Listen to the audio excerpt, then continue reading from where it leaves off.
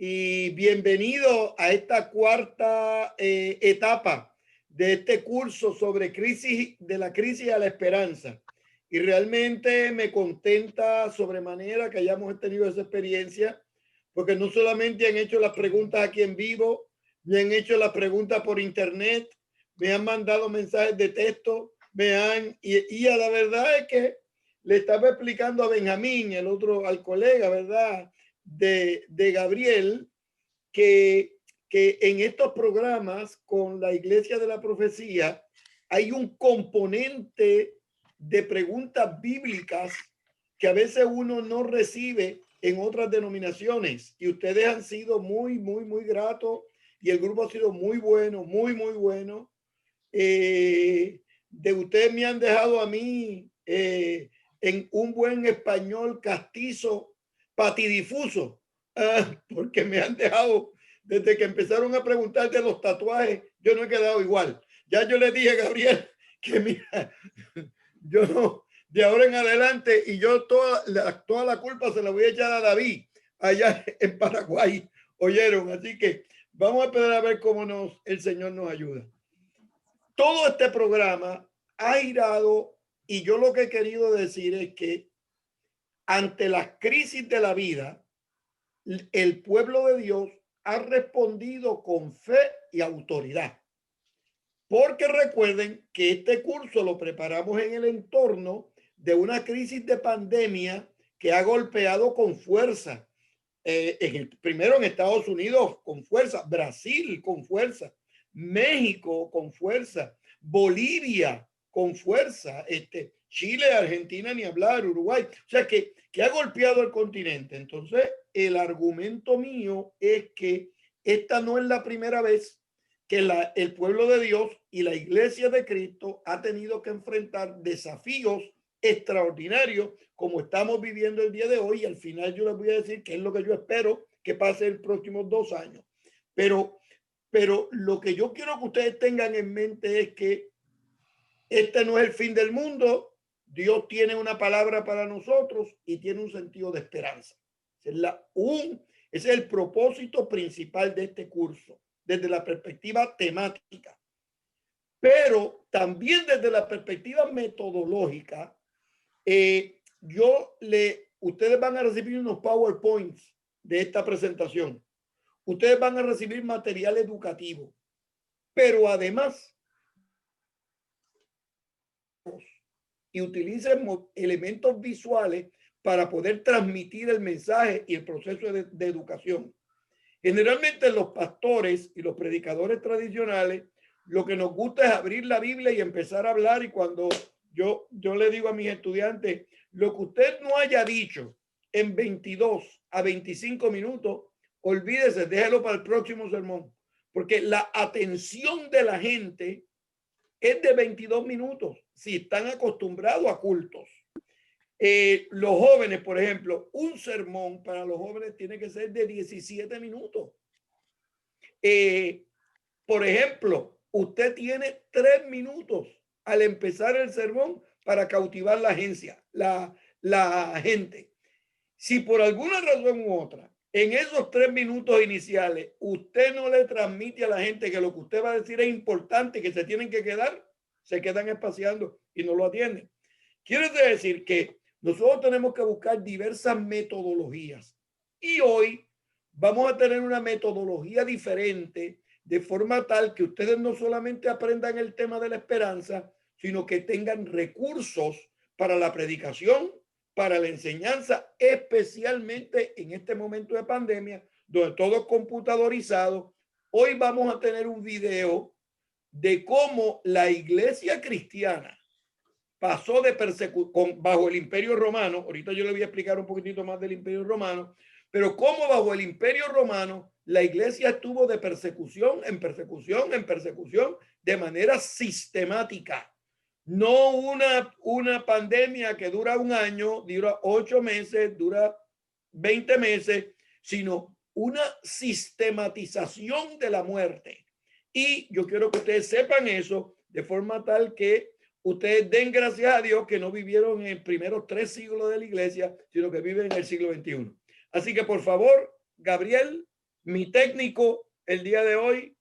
Gabriel, procede, por favor. Para el final del primer siglo, la mayoría de los apóstoles habían sido asesinados, y los cristianos representaban pequeñas minorías distribuidas por todo el Imperio Romano. Para un observador ajeno y escéptico, era probable que el cristianismo se estancara y desapareciera rápidamente.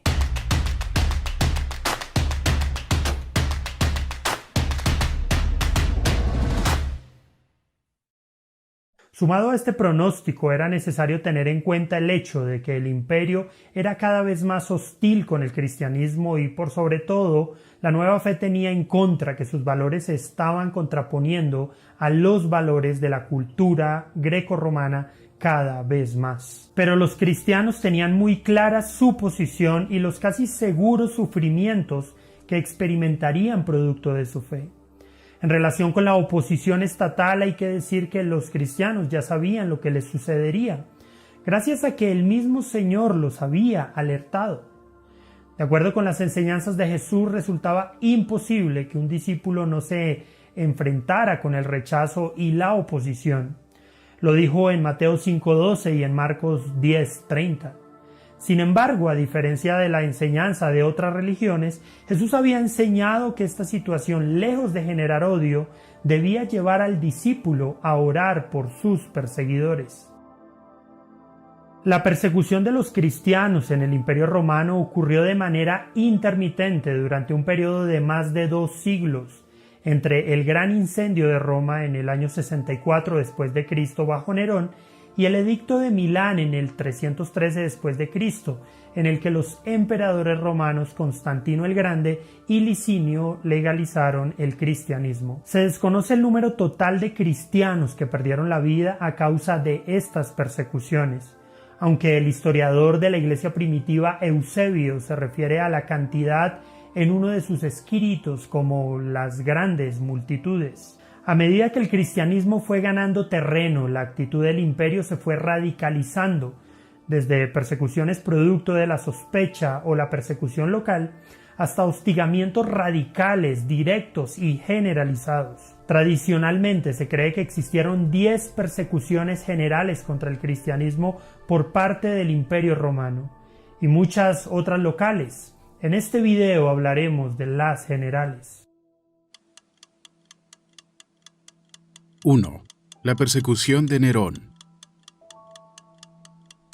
La primera persecución dirigida por el imperio hacia el cristianismo se dio en el año 64 después de Cristo, durante los tiempos del emperador Nerón. Roma había sido incendiada y al parecer la única justificación coherente que encontró el emperador fue culpar a los cristianos. No se tiene evidencia de que alguien fuera de la comunidad cristiana protestara por el hecho de haber culpado a los seguidores de Jesús de esta tragedia, lo que podría suponer que el cristianismo ya era bastante impopular entre los ciudadanos de la capital del imperio. También se cree que durante esta ola de persecución murieron los apóstoles Pedro y Pablo.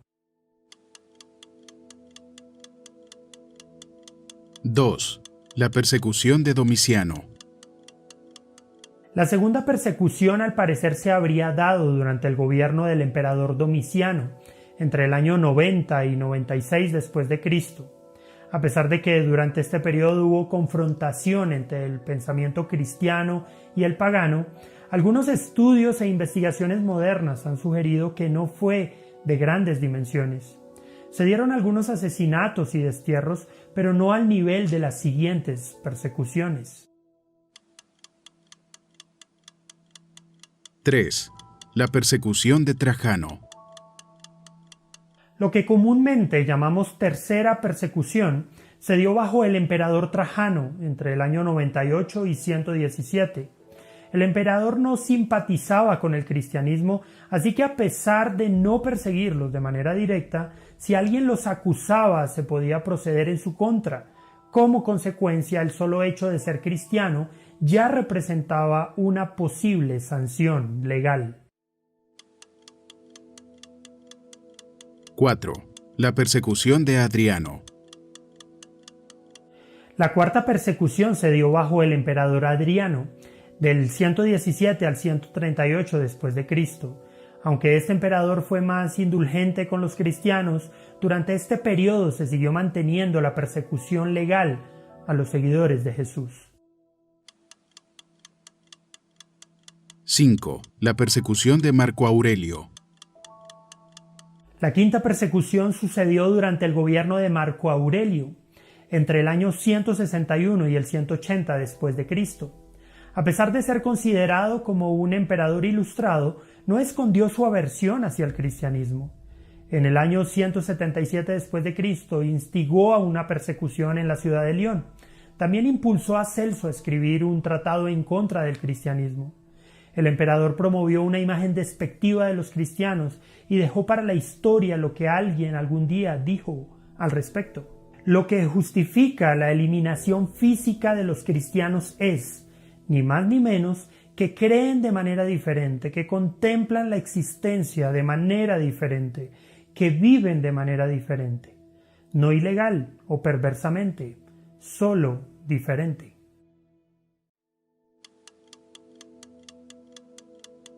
¡6! La persecución de Septimio Severo. La sexta persecución se dio durante el reinado del emperador Septimio Severo, entre el año 202 y el 211 después de Cristo. Durante este periodo, convertirse en cristiano y bautizarse se volvió un acto ilegal y castigable con la muerte. 7. La persecución de Maximino Tracio. Durante el periodo del emperador Maximino Tracio, en el 235 después de Cristo, se produjo la séptima persecución que duró hasta el año 236. El emperador promulgó un edicto u orden de ejecución contra los dirigentes cristianos. 8. La persecución de Decio. Pero la anterior persecución solo sería un pequeño anticipo de la que se produciría en el reinado del emperador Decio, durante la octava persecución entre el año 249 y el 251 después de Cristo.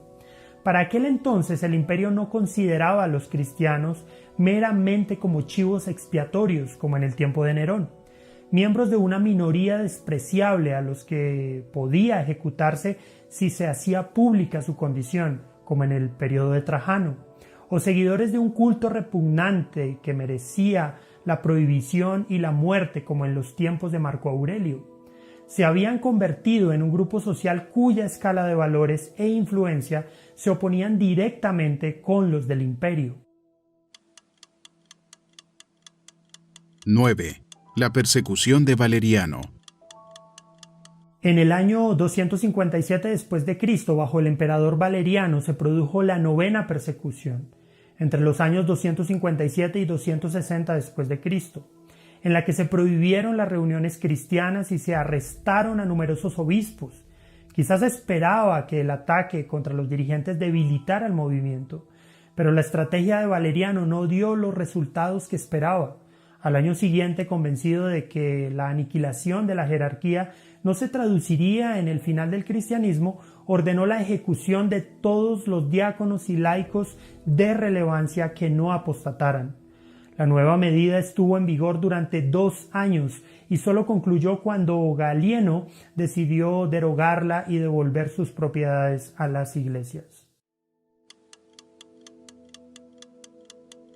10. La persecución de Diocleciano. Muchos cristianos empezaban a respirar aliviados porque creían que la persecución en el tiempo del emperador Valeriano sería la última y que el cristianismo empezaría a ser tolerado en el futuro. Sin embargo, la realidad era que le esperaba una de sus peores pruebas. En el 303 después de Cristo, Diocleciano ordenó por influencia de Galerio la destrucción de las iglesias y la quema de todos los volúmenes donde aparecieran recopiladas porciones de las Sagradas Escrituras en lo que sería la 10ª y última gran persecución. Se trataba, como había sucedido con Valeriano, solo de un primer paso. La medida, pese a su rigor, no obtuvo los objetivos esperados y un edicto promulgado al año siguiente autorizó incluso el empleo de la pena de muerte contra los cristianos. Ni siquiera la abdicación de Diocleciano significó el final de la persecución. Los cristianos eran considerados enemigos directos del imperio y esta convicción tuvo como resultado el que continuara la persecución, aunque su intensidad variara según los distintos gobernantes. Por fin, en el 311, Galerio promulgó un edicto de tolerancia que obligó al año siguiente a Maximino, un feroz perseguidor de los cristianos, a seguir su ejemplo, de la misma manera bajo Aureliano. Constantino y Licinio proclamaron la libertad religiosa completa. A partir de este momento se dan por concluidas las persecuciones imperiales, aunque lo cierto es que tanto Licinio como Juliano las desencadenarían nuevamente en intentos agónicos de aplastar el cristianismo e imponer de nuevo el paganismo. Pero, ¿qué consecuencias tuvieron estas persecuciones? Estas persecuciones influyeron fuertemente en el desarrollo del cristianismo, dando forma a la teología cristiana y a la estructura de la Iglesia. Los efectos de las persecuciones incluyeron muchos de los grandes documentos de explicaciones y defensas del cristianismo. Mártires, teólogos, apologistas, filósofos, biblistas y muchos eruditos, pensadores y escritores transmitieron sus interpretaciones y pensamientos mientras esquivaban los duros golpes del imperio. Gran parte de las formas en las que concebimos y vivimos el cristianismo hoy se moldearon durante las persecuciones de estos casi 3 siglos. Sin embargo, muchos de los testimonios de fe, templanza y carácter de los creyentes de estos tiempos han llegado hasta nosotros para inspirarnos y retarnos. De ellos hablaremos en próximos videos. ¿Y tú qué piensas? ¿De qué forma crees que la persecución ha forjado el carácter del cristianismo? ¿Crees que de alguna manera la persecución es necesaria? Muy bien, muy bien. Miren, ya saben, el propósito es discutir el tema, pero solamente que quiero que vean que metodológicamente hablando, ustedes tienen en YouTube muchos recursos que hay que buscar y mirar. Recuerden, como todo, hay muchas cosas buenas, otras no tan buenas, pero yo siempre digo a las iglesias que yo apoyo que cualquier tema que quieran desarrollar, se comunican con su obispo y con Gabriel y me dicen: mire, doctor, vamos a desarrollar este tema en Perú y este otro tema en México. Usted tendrá algún recurso y se le envía sin ningún tipo de problema. Ahora, yo no sé si ustedes se han preguntado de dónde es que viene toda esta persecución. Digo, hay algunos cristianos que tenían mal testimonio, como allá y acá, pero tampoco no es una cosa tan mala. Los cristianos ayudan a los necesitados. Las iglesias apoyan la huérfano y las viudas. Ayudan a la gente en necesidad. Todo lo que hacen es bueno. O sea, ¿por qué esa hostilidad contra el pueblo de Dios? Nunca se ha pensado eso. Bueno, sabemos que Nerón generó el primer golpe contra los cristianos vino posiblemente relacionado con Nerón. Cuando se enciende Roma, el grupo cristiano era ínfimo y había otros grupos minoritarios en Roma, pero por alguna razón u otra, que yo les voy a explicar a otra, las tuvo contra los cristianos y ahí comenzó las persecuciones. Esto fue más o menos el año 70. Algunos piensan unos días más, unos días menos, pero alrededor del año 70, donde también se estaba destruyendo el templo de Jerusalén. Recuerden que cuando destruyen el templo de Jerusalén, yo le indico a mis estudiantes que el problema, no uno de estudiantes, el problema, aquí alguien ha llegado y ya lo cayó. El problema era que los cristianos eran acusados de ateos y eso era un problema grande. Pero usted me puede decir: pero mire, doctor, ¿cómo están de ateos? Y casualmente eso es lo que ellos eran, creían en Dios. Oh, no. Es que para el Imperio Romano el verdadero Dios era el César y los que no creían en César los declaraban ateos y los ateos eran reos de muerte en la antigüedad. No es como el día de hoy, que hay gente que se precia de ser ateo. En Puerto Rico, en estos días, hay una candidata a la gobernación que no pierde una oportunidad para decir, no, yo no creo en Dios. Entonces, eso para esa persona es como una ficha de honor y de orgullo. Yo no creo en Dios, pensando que va a ganar de esa manera más votos. El problema con los cristianos que eran acusados de ateos, y todo siguió bien hasta el año 92. En el año 92 se toma una decisión en Roma. Bueno, los ateos estaban mal y me llaman un ateo por ahí y lo mataban. Muy bien. Pero en el 92, el emperador decide utilizar las fuerzas del imperio para la decisión no fue perseguir cristianos, fue perseguir ateos. Y se utiliza el aparato militar para perseguir. No fue tan grande en todo el imperio, pero sí fue fuerte en las comunidades donde habían cristianos, porque los cristianos no tienen espacio para negociar. Recuerden que el saludo que se hacían los romanos cuando se encontraban era César, ponían la mano así, César es el Señor. Y otro le contestaba, sí, César es el Señor. Y se encontraban, César es el Señor, sí, César. Se encontraban con un cristiano, le decían, sí, César es el Señor. Y el cristiano le decía, no, Jesucristo es el Señor. Y ahí es que pensaba. ¿Por qué? Porque Señor, Kyrios en griego, Adón en hebreo, era una referencia a Dios. Y que el Kyrios, es decir, el Cristo de Dios, se reconociera con un nivel de divinidad, eso ponía a los emperadores romanos muy nerviosos. Entonces, eso hacía que viniera la persecución. Hubo varios, desde el año 90, 92 específicamente, al 98, el sistema de matar a los cristianos se profesionalizó, para llamarlo de alguna manera. Había diversas formas de matarlos. Uno, comenzaron a traer animales del África. Lo primero, según los persas, ahorita yo le voy a explicar, según los persas, los mejores animales eran los leones. Recuerden que le dije la semana pasada que le comían un brazo, pero los dejaban vivos, y le comían un pie y los dejaban desangrando, ese tipo de cosas. Pero los romanos empezaron a traer otro tipo de animal feroz, como los tigres. Y los tigres matan con hostilidad y rayan y muerden, aunque no se coman la carne. Es una agonía tremenda. Empezaron a traer elefantes para que los pisaran. Comenzaron a traer rinocerontes. Y los rinocerontes los levantaban con el cuerno y después los pisaban. Era una cosa espantosa, la primera forma de matar. Segunda forma de matar los cristianos. Como los cristianos decían que eran la luz del mundo, a alguien en el imperio se le ocurrió envolverlos en lienzo, ponerle aceite y prenderlos, ponerlos fuego para que iluminaran las ciudades.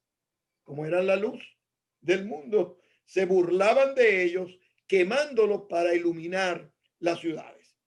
La tercera forma de crucifixión, la tercera forma de asesinato es una crucifixión, pero diferente a la de Jesús, porque desde el año 92 en adelante comenzaron a crucificar las personas, pero con la cabeza hacia abajo, porque descubrieron que los que crucificaban con la cabeza hacia abajo morían con mucho más dolor y morían desfigurados, porque no solamente los clavos y todo, sino que el dolor hacía y la gravedad hacía que toda la sangre se viniera a la cara. Entonces explotaba la sangre por la nariz, por los oídos, por la boca, por los ojos, y era un espectáculo agónico. Además, en esa época comenzaron a exiliar cristianos y meterlos presos en cárceles. Ustedes saben que a Pablo y a Silas, recuerdan que lo pusieron en la cárcel de más adentro. ¿Recuerdan esa expresión? Más adentro. siempre hemos tenido dificultad de traducción de esa expresión, porque la impresión que nos quedamos en la traducción es que en una cárcel como este cuarto, entonces en lo último de la cárcel fue que pusieron a Pablo y a Silas. No es así. Era una cueva. Entonces, la boca de la cueva estaba arriba, entonces la cueva seguía hacia abajo. La cárcel de más adentro es lo último de la cueva. Entonces, los presos estaban en diversos lugares de la cueva. Los que ponían en lo último de la cueva eran los presos más malos, los más violentos. Por eso es que hay documentos romanos que dicen que los que ponían en la cárcel de más adentro se pasaban maldiciendo y hostigando y peleando. Cuando el texto bíblico dice que Pablo y Silas, que estaban en la cárcel de más adentro, en vez de maldecir, comenzaron a cantar, bendecir y entonar salmos al Señor. Es decir, que los presos de arriba hacían sus necesidades y esas necesidades iban bajando con la orina, iban bajando y llegaban ¿a dónde? A la cárcel de más adentro. Y todos los de arriba van y los de abajo eran que recibían todo eso. Era lo peor del mundo estar en la cárcel de más adentro, donde pusieron Pablo y a Silas, que adoraron y bendijeron al Señor. Es decir, que si usted piensa que la pandemia el día de hoy es una cosa extraordinariamente mala, hostil, que nunca se había visto cosas así, es porque no había estudiado anteriormente las persecuciones del Imperio Romano a los cristianos. Un paréntesis más para comenzar. Todavía no he comenzado la clase de hoy. Todavía estamos, mire, llevamos ¿cuánto? Casi media hora y no hemos empezado. Porque el día de hoy hay lugares del mundo donde están persiguiendo cristianos. En el este del África, en comunidades del este del África, donde hay grupos islámicos militantes, todavía están matando cristianos. ISIS, en Siria, en lo último de Siria, en lo más bajo de Irán y de Irak, todavía el día de hoy sigue matando gente. Especialmente toman niñitas y niños de 12 o 13 años y el gozo de ellos. Recuerden que no solamente es matarlos, sino hacer un escarmiento a la comunidad. A los 12 y 13 años, el orgullo de ellos es cortarle el cuello frente a las cámaras para que se convierta en un escarmiento a la comunidad. Por eso le digo que el día de hoy todavía están así. Cuando Juan escribe el libro de Apocalipsis, ese es el contexto, la persecución, la destrucción. Y recuerden que un detallito de la película voy a añadir para repasar todo lo que hemos estudiado, y es que esas persecuciones, 300 años, hasta el 305 que se convierte y se hace cristiano todo el gobierno de el norte de Turquía, luego en 325 donde se declara el imperio abierto a las religiones y se hace el imperio cristiano, se hace un imperio cristiano, el Santo Imperio Romano. En ese entorno, en esa dinámica, nosotros podemos ver que se crean documentos, se crean teologías, se crean comprensiones de la fe, se crean materiales educativos, himnos que puedan bendecir al pueblo de Dios. Porque la persecución para la iglesia cristiana, lejos de convertirse en un tapabocas que detiene la fe cristiana, algo sucede con las persecuciones, que en medio de la persecución la iglesia se pone más creativa. En medio de la persecución la iglesia predica más. En medio de los problemas la iglesia da mejor testimonio. Porque ahora en Nueva York o en Madrid, usted da un mal testimonio como cristiano, lo peor que puede pasar es que mire qué mal testimonio está dando esa persona y ya. Pero en un momento de persecución, la gente no se puede dar el lujo de dar un mal testimonio. Entonces invierte todo lo que es todo lo que son, todo lo que quieren ser, todo su trasfondo lo invierten en el reino y se convierte en una oportunidad creativa. Y ahora lo voy a decir para que lo prediquen el domingo, una oportunidad creativa para que se manifieste la gloria de Dios. Ahora, en ese entorno les recuerdo que el objetivo de este curso es que en momentos de crisis, la palabra profética, la palabra de los pastores y de las pastoras y de los ministros y de los predicadores y de los maestros de escuela bíblica, de toda la gente de Dios, no es una palabra de juicio. Esa palabra de juicio tiene su lugar y vamos a predicar en un momento, pero ese no es el momento hoy. Sabe Dios, ya tenemos un curso el año que viene solamente sobre profecía y vemos cuándo hay que predicar el juicio. Pero en el momento de dolor no se predica el juicio divino. En el momento de dolor se predica la esperanza, porque la esperanza es el tema que nos mantiene de pie en medio del dolor para ser, como dice el apóstol, más que vencedores por medio de aquel que nos amó. Este curso se fundamenta en Dios, el Dios que es creador, que llama a los seres humanos, el Dios que es libertador y también el Dios que es santo. Y el Dios que se revela con muchos nombres, porque esos nombres divinos revelan nuestros sentimientos. En un momento de persecución, el Dios bíblico es el Dios Sebaot, el Dios de los ejércitos. En un momento de enfermedad como el que estamos viviendo en este momento, el Dios bíblico es el que sana todas nuestras dolencias, el que sana todas nuestras angustias y nuestras desesperanzas. Por eso es que los profetas anunciaban la esperanza y el juicio de acuerdo con las necesidades y el contexto de las personas. Y Ezequiel fue el que indicó en medio de la crisis mayor que tuvo el pueblo de Israel, que fue el exilio, la destrucción del templo. Ezequiel dice, no, nos mataron, nos dejaron en un campo de batalla muertos, los huesos estaban destruidos, estaban diseminados por toda la faz del campo, no había futuro. El Señor le pregunta a Ezequiel, Ezequiel, ¿vivirán esos huesos? Ezequiel, eso no sabe nada más que tú. Entonces el Señor le dice a Ezequiel, predica, profetiza esos huesos para que reciban vida. Eso es una orden descabellada. ¿Por qué? Estaban muertos ya. Bueno, lo dije mal, no estaban muertos. Lo que quedaban eran los huesos secos. No había carne, no había músculo, no había tendones, huesos secos. Sin embargo, lo que es imposible para las personas, recuerdan, es posible para Dios. Y Ezequiel no hizo un análisis y empezó a catalogar los huesos grandes a la derecha, los huesos pequeños a la derecha, a la izquierda, y empezó a dividir todos los huesos grandes, pequeños, que tienen cuero, que no tienen cuero. No. Cuando Dios da una palabra, nosotros con humildad la seguimos, con humildad en el nombre del Señor.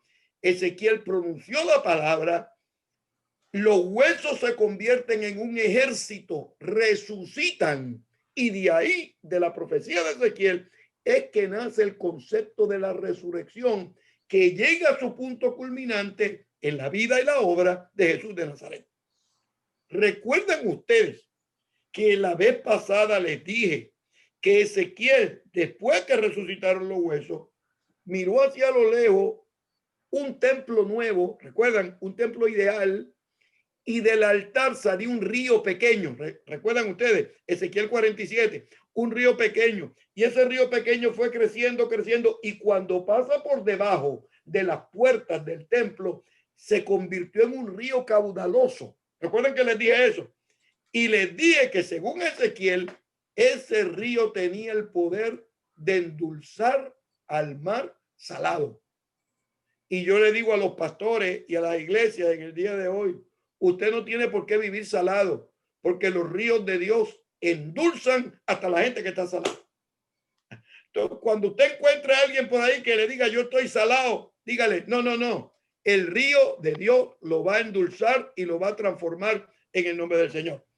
Ese mensaje de esperanza lo recibió Daniel. Y Daniel comienza a articular: en el dolor tenemos que ser fieles, en la persecución tenemos que ser firmes, Y Daniel, el libro de Daniel, lo primero que nos dice es que para para triunfar en la vida, uno tiene que tener valores y uno no se puede contaminar con todo lo que no le pertenece a Dios. Y Daniel siguió ese camino y el camino del exilio, de la crisis, pero el exilio y la crisis no menguaron su fe y él decidió ser fiel a Dios. Por ejemplo, las imágenes del horno de fuego y de la fosa de los leones, lo que tienen que decirle al mundo y a la historia es que el Dios bíblico se mete con nosotros en medio de la crisis. Recuerden que la imagen del horno de fuego, recuerdan, el rey miró y dijo, espérate, si yo mandé 3 y ahora veo 4, ¿recuerdan ustedes? Dios se mete al fuego con nosotros. En esta pandemia, Dios está presente. Y cuando el rey va a buscar a Daniel, que estaba en el foso de los leones, dice, Daniel, tu Dios te ha podido cuidar. Daniel dice, Dios tiene un ángel que tiene una comisión especial. Ese ángel únicamente viene para cerrarle la boca a los leones. Y ya les dije la semana pasada que le cierra la boca a los leones y le cierra la boca a la gente también que actúa como leones en la casa y que son mal hablados y que son hostiles y que alzan la voz. Todos esos que actúan como leones, también el ángel le tapa la boca. En ese entorno teológico llega Jesús de Nazaret. Y Jesús de Nazaret comienza a hablar a la gente. Y en el momento del Imperio Romano, Jesús de Nazaret comienza a decirle a la gente, no temáis. ¿Recuerdan ustedes? Manada pequeña. Porque al Padre le ha placido darles el reino. Pero ¿a quién se le ocurre pensar una cosa como esa? Cuando lo que tenían era persecución. Entonces alguien comenta y dice, ¿qué fue lo que quiso decir Jesús? Yo te explico, dice el Señor. Venid a mí todos los que estáis trabajados y cargados, que yo los voy a hacer descansar. Ahora fue que se puso la cosa difícil. Entonces comienza el Señor a articular una serie de mensajes de esperanza en el momento de crisis. Por ejemplo, comienza a revelar y decir, yo soy el camino, la verdad y la vida, y nadie viene al Padre si no es por mí. Comienza a decir, yo soy el buen pastor y el buen pastor su vida da por las ovejas. Y comienza a decir, yo soy la resurrección y la vida y el que cree en mí, aunque esté muerto, vivirá. Y sigue diciendo, yo soy la luz del mundo, yo soy la puerta de las ovejas. Es decir, que en el Evangelio según San Juan se ponen los pilares, se ponen las columnas, las bases fundamentales para que el pueblo pudiera decir, como decía el Salmo, se seca la hierba y se marchita la flor, pero la palabra del Dios nuestro permanece, ciertamente permanece para siempre. El Imperio Romano en esos días actuó con mucha fuerza. Ya habían eliminado a Pablo y a Pedro, que eran los 2 líderes principales de la iglesia.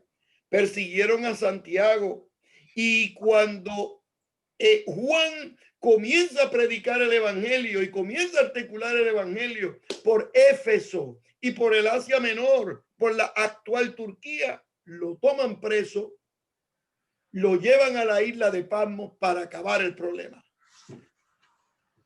Entonces, cuando lo metieron preso en Patmos, el Imperio Romano dijo, se acabó todo.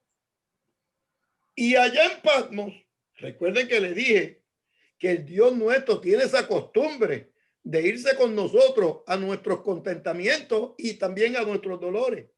Se le ocurre a Dios meterse con Juan en la isla de Patmos y se hizo preso con Juan y estuvo allí y se comienza el mensaje a la iglesia del Apocalipsis. Y como el ambiente era de tensión y de persecución, es una palabra profética y simbólica. Es una palabra con más de un nivel de sentido. Es una palabra extraordinaria. El propósito fundamental del libro de Apocalipsis es el siguiente.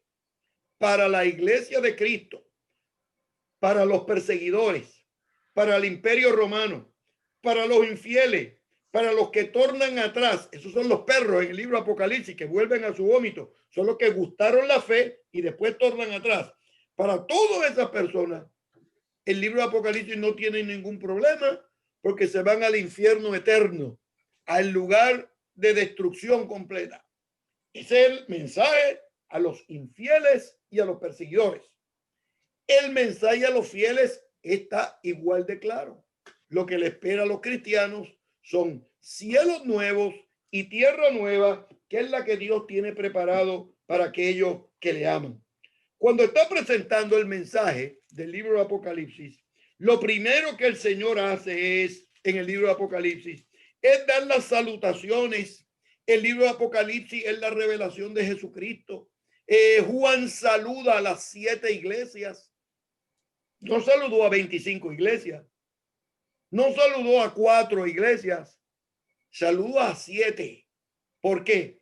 Porque el 7 es el número completo. Saludó a todo el cuerpo de Cristo. Cuando el texto bíblico dice que saluda a las 7 iglesias, saluda a toda la iglesia del Señor. Y en las iglesias del Apocalipsis está incluida la iglesia de Dios de la profecía en Perú. Y está incluida la iglesia de Dios de la profecía en la República Dominicana. Y está incluida la iglesia de Dios de la profecía en Bolivia, en República Dominicana, en Puerto Rico, en Argentina, en Chile, en Paraguay, en Uruguay, de donde quiera que usted vea. Cuando usted ve 7 iglesias de Apocalipsis, está la iglesia suya, porque el 7 es el número completo. La revelación del Apocalipsis se da a toda la iglesia del Señor. 7 iglesias. Generalmente nosotros relacionamos la iglesia con 7 periodos históricos. La primera iglesia es el primer periodo y hablamos acerca de la iglesia a Éfeso, el primer periodo histórico del apostólico. Luego a Esmirna y a Pérgamo y a Tiatira y a todos diversos periodos históricos. Yo les digo a ustedes, eso es una forma de verlo, especialmente en Europa, en el siglo XVIII, a final, cuando uno de los teólogos de la iglesia, Scofield, comenzó a dividir la historia en periodos históricos, el libro de Apocalipsis. Pero además puede referirse a 7 tipos de iglesias. Hay iglesias que tienen unas virtudes, hay iglesias que tienen otras virtudes, pero yo voy un paso más. Las 7 iglesias del Apocalipsis reflejan 7 tipos de cristianos. Pero yo voy un paso más. Las 7 iglesias del Apocalipsis representan nuestra vida, porque a veces nos sentimos como Éfeso, a veces nos sentimos como Tiatira, a veces nos sentimos como, a veces perdemos el primer amor, a veces nos olvidamos de ser fiel a Dios en el momento oportuno. Y no vivimos a la altura de la revelación de Dios. A veces el Señor nos dice, yo conozco tus obras y yo sé que tú eres buena gente y tú quieres servir al Señor, pero es un pequeño problema, no es mucho, es un pequeño problema. Es que has dejado tu primer amor. Ahora, voy a hacer un paréntesis ahí, en dejar el primer amor, porque es una afirmación teológica extraordinaria y les voy a decir de dónde es que vino esa expresión. Dejar el primer amor es no perseverar, no mantenerse firmes y fieles al Señor. ¿De dónde viene eso? ¿Recuerdan ustedes cuando los discípulos, Jesús estaba en Capernaum y se tenían que ir? Uno de los discípulos le dice al Señor, avanza que nos vamos. Se necesita hacer, es dominicano, puertorriqueño o latinoamericano, uno de los 3. Avanza que nos vamos. Y el Señor tan grato y tan respetuoso, y no, si se tienen que ir, váyanse. Ustedes saben qué hicieron los discípulos. Se fueron y lo dejaron. Cuando el Señor acabó lo que estaba haciendo, ¿qué iba a hacer? Fue con ellos. Y yo le doy tantas gracias a Dios que cuando el Señor va caminando por las aguas, ahora mírenme todo, pongan las cámaras y mírenme aquí por las cámaras. Cuando los discípulos vieron al Señor, ¿qué fue lo que dijeron? Dieron gloria a Dios y el Señor nos ha encontrado. ¿Sí o no? ¿Qué fue lo que dijeron? Exactamente, lo dijiste bien, Irma. Un fantasma. Y yo le digo a mis estudiantes, ¿cómo es posible que luego de 3 años de estar con el Señor todavía sigan creyendo en fantasmas? Es insólito. Quiere decir, los obispos que están por ahí, todos los obispos que están por ahí, escuchen esto bien. Si un líder de la iglesia falta el domingo a la iglesia y usted lo llama por teléfono el lunes para preguntar si está enfermo, si, ¿verdad? Si tiene algún problema grave, dice, no, pastor, disculpe, yo no pude ir al culto porque el horóscopo me dijo que yo no debía salir de casa el día de hoy. No se corte las venas ni se atribule si al Señor lo confundieron con un fantasma. Porque a veces la gente guarda esos pensamientos antiguos por dentro y salen en el momento que menos deben salir. Cuando el Señor le dice, yo no soy un fantasma, yo soy el que soy, Pedro dice, si tú eres tú, que yo vaya donde ti. El texto bíblico dice que Pedro caminó también. Quiere decir que cuando le pregunten en el examen final que yo les voy a dar a ustedes con Gabriel, le pregunten ¿cuántos caminaron sobre las aguas a través de la historia?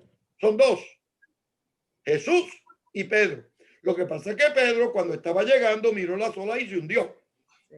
Jesús le dice, ¿por qué dudaste? Y añade, hombre, ¿cómo le dijo? ¿Hombre de qué?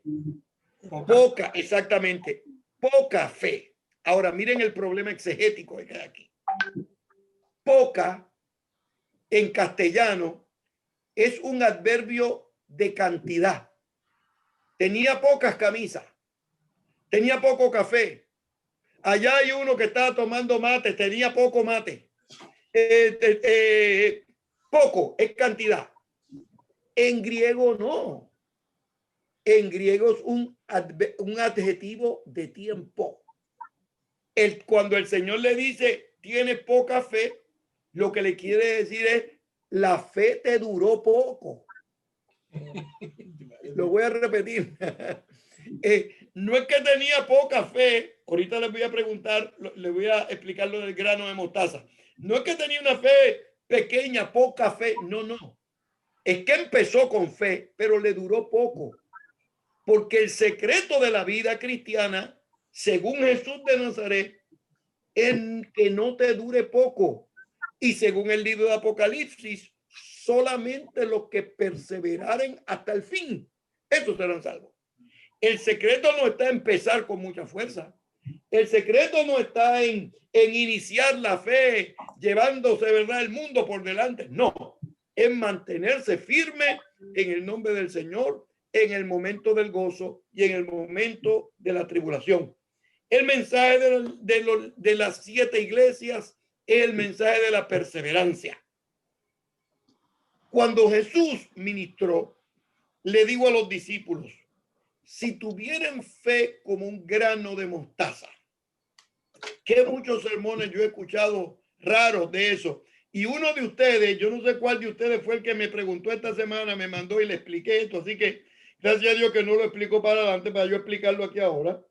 El fe como un grano de mostaza no se refiere que sea pequeña la fe. Es que el grano de mostaza, la fe, el grano es pequeño, pero se convierte en un árbol grande y frondoso. Una fe como un grano de mostaza, lo importante no es que empiece pequeña, es que crece y da mucho fruto. Por eso es que tenemos que tener fe como un grano de mostaza para dar mucho fruto. No para que sea pequeña y enclenque y sin fuerza, sino para que dé mucho fruto. Esa es la teología que heredó Juan el vidente y la presenta en el libro de Apocalipsis. De pronto, en una persecución, en un dolor, en una angustia, el vidente Juan le dice a los creyentes, no solamente del Apocalipsis, sino los creyentes de todos los tiempos. Lo que nos espera a nosotros no es la persecución de Roma. Le decía Juan el vidente, va a llegar el momento donde el 666 va a ser destruido por el 777 y por el 888.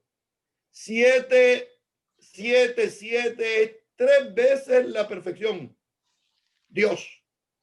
888 es 3 veces 7 más 1. Una referencia a Cristo Jesús, la perfección en Cristo Jesús. El mundo está orientado hacia los cielos nuevos y la tierra nueva, que es la que Dios tiene preparado para aquellos que le aman. 2 cosas más puntuales para entonces comenzar el periodo de preguntas y respuestas.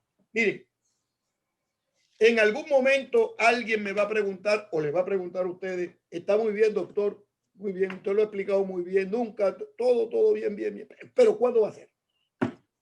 No, yo lo quiero mucho, pero mire, ¿cuándo?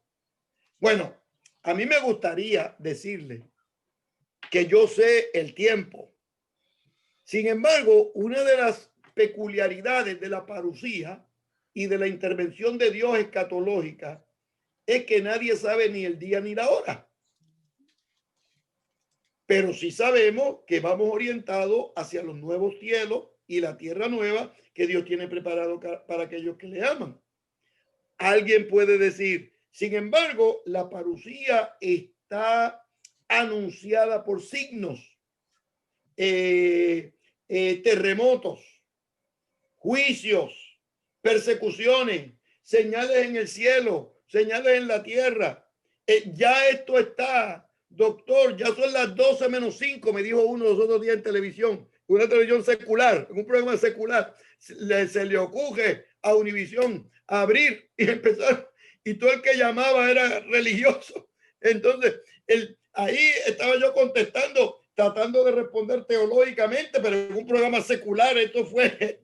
Entonces, en ese entorno, yo le digo a la gente, sí, ¿cuál es el secreto de la parucía?